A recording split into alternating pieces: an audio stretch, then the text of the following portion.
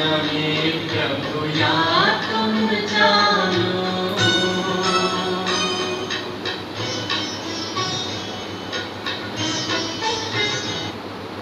ओम शांति।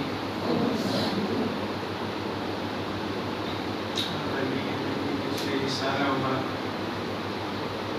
कुछ अनुभव सुनाए। ऐसे तो हम सभी आत्मा अनुभवों के अनुभव सुनी सुनते ही रहते हैं। आज हम थोड़ा सा अनुभव नहीं सुनाएंगे, कुछ चिट चैट करेंगे, है ना। मैं आप सभी से एक प्रश्न पूछना चाहता हूँ। हम सभी ने बहुत सारे क्लास सुने होंगे, बहुत सारे मुरली सुने। ज्ञान सुनाना, ज्ञानी बनना और ज्ञान स्वरूप बनना में क्या अंतर होता है? जो हम ज्ञान सुने हैं उसको स्वरूप बनने में और ज्ञानी बनने में अंतर होते हैं ना। तो बाबा हमें सिखाते हैं तुम्हें ज्ञान स्वरूप बनना है। हमने ज्ञान बहुत सारे सुन रखे। तो आज की बाबा ने मुरली में कहा कि तुम्हें याद को बढ़ाना है और याद के बल से तुम्हें पावन बनना है। और कई बार ये बात रिपीट हुई कि तुम्हें याद करना है, तुम्हें याद करना है। सिर्फ एक दो बार कर देने से नहीं होता है। कई बार बाबा बार बार कहते कि याद करो। क्यों कहते? क्योंकि हम बच्चे भूल जाते हैं। अब याद कैसे करेंगे? देखिए, जब तक हम अपने को ज्योति बिंदु आत्मिक स्वरूप में स्थित नहीं होंगे, ज्योति बिंदु के अभ्यास नहीं करेंगे, सितारा के अभ्यास नहीं करेंगे, लाइट के अभ्यास नहीं करेंगे, तब तक परमात्मा हमें याद नहीं आता। संत कबीर कहते हैं, नहावत धोवत क्या हुआ, गया न मन का मैल, है ना।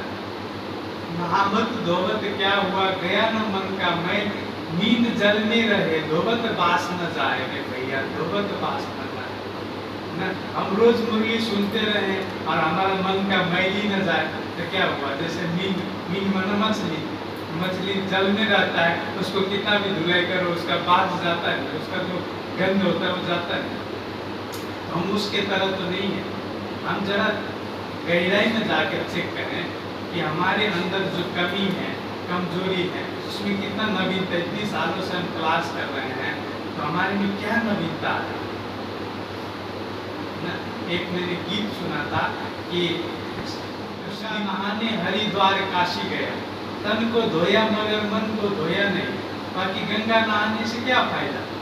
इस ज्ञान अमृत को जो हम रसपान करते हैं, इससे अपने मन की जो मैल है उसको धोना है। जो हमारे अंदर अवगुण है, दुर्गुण है, उसको नित्य रोज अभ्यास, जो हम राजयोग के अभ्यास करते हैं, उससे हमारे मन की मैल धुलता है। और हमें गहराई में जाके चेक करना है कि हमारे अंदर कहाँ अपना कच्चा मैल जमा हुआ है। उसको चिंतन मंथन करने से, है ना, तो गहराई से चेक करने से हो जाता है। मैं आप सभी से निवेदन करना चाहूँगा, आप सभी ऐसे बहुत ज्ञानी हैं, लेकिन जब हमारे अंदर ज्ञान भर जाता है तो उससे योग लगता है। और जब हम अच्छी तरह से योग करते हैं, विधि पूर्वक योग करते हैं, तो हमारे विकार विनाश होता है। ऐसे आए बैठ गए और अनेक तरह के मन में विचार चल रहा है तो फिर विकार विनाश नहीं होता है। जैसे लेंस होती है, लेंस को सूर्य की किरण में एकाग्र करो बहुत देर तक, और बहुत सारी किरण जो है ना लेंस के ऊपर आती है और फिर रिफ्लेक्ट होके एकाग्र होके पेपर में पड़ता है तो ही विकल हो जाता है। ऐसे बुद्धि घड़ी याद है, मैं आत्मा हूँ शांत स्वरूप, फिर बुद्धि इधर गई, है ना, फिर मैं आत्मा हूँ शांत स्वरूप, फिर वो मन उधर भाग गया। तो मन बुद्धि का अगर जब तक बैलेंस नहीं मिलेगा तो तब तक हमारे विकल्प विनाश नहीं होती। उसके लिए हम जो भी पुरुषार्थ करते हैं, सबसे बड़ा महत्व है हमारे संकल्पों के ऊपर अटेंशन, है ना, विचारों के ऊपर अटेंशन सबसे बड़ा महत्व है। एक संकल्प की बुक है ना, स्पार्क्स ने निकाला हुआ है। मैं आप सबसे निवेदन करना चाहूँगा, जितना आप अध्ययन करेंगे अव्यक्त मुरलियों का, हमारे प्राता जगदीश चंद्र हसीजा ने बहुत सारे बुक्स लिखा है। मुरली को बहुत सहज और सरल तरीके से बताया है। अगर हम सभी ने उसको स्टडी करें तो बहुत अच्छा होएगा पुरुषार्थ करने में। और मैं तो ये भी कहूँगा कि आप सभी अव्यक्त मुरली का रोज अध्ययन करें। 1969 से लेकर के 2017 तक में बाबा ने बहुत सारी वाणी चलाई है, एक एक कर्मों के ऊपर, एक एक विचारों के ऊपर, पुरुषार्थ के ऊपर बहुत सारे कुछ किया। मैं तो रोज ही 2-3 पेज पढ़ता हूँ, 85 का भी पढ़ रहा हूँ। बाकी अव्यक्त मुरली जो संडे का चलता है उसको 4-5 बार पढ़ता हूँ। जैसे मधुबन से एक भाई लोगों ने तिरुपति पुरुषार्थ ग्रुप ने क्वेश्चन भेजता है, उसका भी एग्जाम देता हूँ। इससे क्या होती है, हमारे अंदर जो विचारों में अशुद्धि है वो खत्म हो जाता है, बुद्धि साफ हो जाती है, नीट एंड क्लीन हो जाती है, फिर संकल्पों में बल आ जाता है। और जितना हमारे संकल्पों में समर्थता आती है उतना व्यर्थ खत्म हो जाती है। जब तक व्यर्थ खत्म नहीं होएगा तब तक हम पुरुषार्थ में आगे नहीं बढ़ पाएंगे। इसको उसको देखते रहेंगे, इसने ये कहा, इसने ये बोला, ये भी तो ऐसे ही है, ये भी कौन संपन्न बना है, अनेक तरह की बातें चलेगी, अनेक तरह की जो है विगत परिस्थिति समस्या आती रहेगी, हम युद्ध करते रहेंगे, है ना, बहुत मुश्किल होता है। इसलिए ज्ञान स्वरूप बनने के लिए थोड़ा सा अटेंशन देने की थोड़ा मेहनत करना पड़ता है। फिर हम जो है फिर बाबा की जो आज्ञा है, जो श्रीमत है, उनके अनुसार हम संपन्न बन जाएंगे, है ना। बाबा कहते हैं तुम्हारे नैनों से, तुम्हारे बोल से, तुम्हारे स्वभाव संस्कार से, तुम्हारे चलन से बाप को प्रत्यक्षता करो। अब वाणी की सेवा करने की तो समय नहीं रह गया है, तुम्हारे नैनों से, है ना, तुम्हारे बोल से, तुम्हारे एक एक कर्म से, है ना, बाप की प्रत्यक्षता करो। तो उसके लिए आज बाबा जो कहा है कि तुम फायर ब्रिगेड हो, है ना, आग बुझाने वाले हो। अब ये बताइए, हम खुद का ही आग नहीं बुझा सके तो दूसरों को क्या आग बुझाएंगे?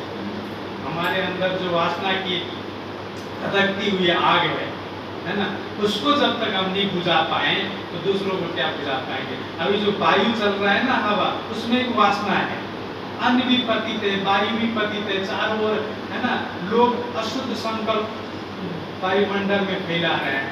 हम बाबा की मुट्ठी भर बच्चे जो है ना वायुमंडल में शुद्ध संकल्प फैलाते हैं। जैसे बदबू है इधर, तो अगरबत्ती हम बालते हैं तो बदबू खत्म हो जाती है ना। तो हम इतने थोड़े बाबा के बच्चे इस हाहाकारी दुनिया के कंठा पर रख करके पवित्रता का जलती हुई मसाल जलाते हैं और इससे दुनिया को हम शुद्ध कर रहे हैं। तो उससे पहले हमें तो स्वयं को शुद्ध करना पड़ेगा, है ना, मन बुद्धि को साफ करना पड़ेगा। ये बहुत बड़ी गहरी बात है ना। बाबा ने कहा कि विकार की आग लगी हुई है दुनिया में और तुम बच्चे हो फायर ब्रिगेड, काम महाशत्रु है, इसके ऊपर बच्चे जीत, सारा मदारी है इसके ऊपर। अब महाशत्रु किसको कहेंगे? महाशत्रु जो दुश्मन होता है उसको शत्रु कहा जाता है। महाशत्रु माना जो बड़ा दुश्मन होता है, जो पीछे पड़ जाता है, देखना नहीं चाहता, पैर खींचता रहता है, आगे बढ़ने नहीं देता है, वो है महाशत्रु। और हमारे जन्म जन्मांतर से हमारे मन मस्तिष्क में क्या बैठा हुआ है ना, जो हमारी पैदाइश ही हुई है विकारों से।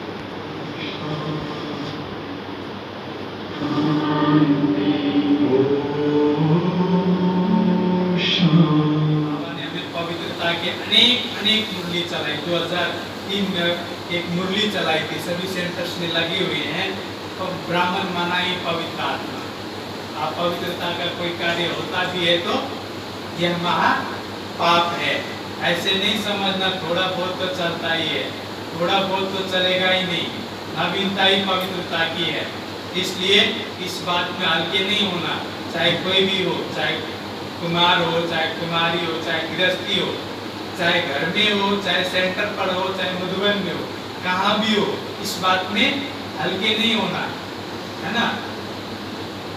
इस ब्रह्मा बाप ने अगर गालियां खाई है तो पवित्रता के कारण, इसलिए इस बात में नहीं छूट सकेंगे। ब्रह्मा बाप भी धर्मराज को साथ देगा। इस सुना, सभी ने ध्यान से कान खोल के सुनना। समय ऐसा संपन्नता का समीप आ रहा है, इसमें ये चीज सफेद कागज पर काला दाग है। इस तरह से बाबा ने मुरली चलाया था, सभी सेंटर्स में बोर्ड में लगे हुए होते हैं। लेकिन इन बातों को हम सिर्फ कान तक ही नहीं रखे, उसको घोट के अपने अंदर पचा लें ना। उसको अपने अंदर जब पचा लेंगे तो हम ज्ञान स्वरूप बन जाएंगे। इसी फिलोसोफर ने कहा, all touch for happiness is conduced to pain. त्वचा को स्पर्श से जो सुख मिलता है अंततः वो दुख में परिणत हो जाता है। पवित्रता की तो बहुत सारी गहरे गहरे डिफिनीशन होता है। तो हम विचारों में भी से हमारा अचानक आना हुआ, हम सभी आए थे इधर सेवा में मनसी तोपगाल से। तो हमारे दोनों भाइयों ने मेरे को पूछा कहाँ जाना है, दमक जाना है बिरता मोड़ जाना है। तो मेरा पैर तो इधर ही आगे बढ़ गया, क्योंकि देखो मनुष्य का एक नेचुरल स्वभाव होता है, जहाँ लोगों को सम्मान मिलता है, जहाँ प्यार मिलता है, स्नेह मिलता है, रिगार्ड मिलता है, वहीं जाता है कि नहीं? ऐसे तो हर जगह सम्मान मिलता है, कोई एक्स्ट्रा करता है, चिता है, क्योंकि मनुष्य का नेचर है। लोग नेपाली में कहते मान्छे स्नेह को भोको हो, हरेक मान्छे का स्नेह को अपेक्षा गर्छ। सभी को स्नेह चाहिए, प्यार चाहिए, क्योंकि आत्मा का स्वरूप ही पवित्र स्वरूप है, प्रेम स्वरूप है। लेकिन जहाँ अगर सब विचारों में, भावनाओं में, व्यवहारों में अगर अशुद्धि होगी तो वहाँ संबंधों में प्रेम नहीं पनपता है ना? इसलिए हमारे विचारों में, भावनाओं में स्वच्छता होनी चाहिए। मैं जब भी आता हूँ, हमारी दीदी बहुत खातिर करती है, मेरे को बहुत अच्छा लगता है। तो इधर जब भी आने का दिल करता रहता है। ऐसे कल हम तीनों भाइयों में चिट चाट हो रहा था, कुछ ऐसे बातें निकली तो किसी ने बताया देखो पूर्णिमा दीदी इतनी बड़ी सीनियर दीदी है, और जब बड़ी ब्रह्मा भोजन होता है तो बड़े बड़े बर्तन भी खुद ही धोने लग जाते हैं। ऐसे कुछ चिट चाट हो रहा था। तो आप सब इतने भाग्यवान हैं, इतनी अच्छी दीदी की पालना मिल रहा है ना? तो बहुत बड़े भाग्यवान है। मेरे को भी बहुत खुशी लगता है, मैं आता हूँ, दीदी बहुत प्यार करती है, तो याद भी आता रहता है। और इस प्यार का रिटर्न भी देना आप लोग भी। और ऐसे कल की तो मुरली था स्नेह वाली, तो मैं समझता हूँ स्नेह स्वरूप ही तो है हमारी दीदी, है ना? सबको पालना देती रहती है। आप सभी के बहुत भाग्यवान हो, और ऐसे सीख करके दूसरों को भी देना। ठीक है? ओम शांति।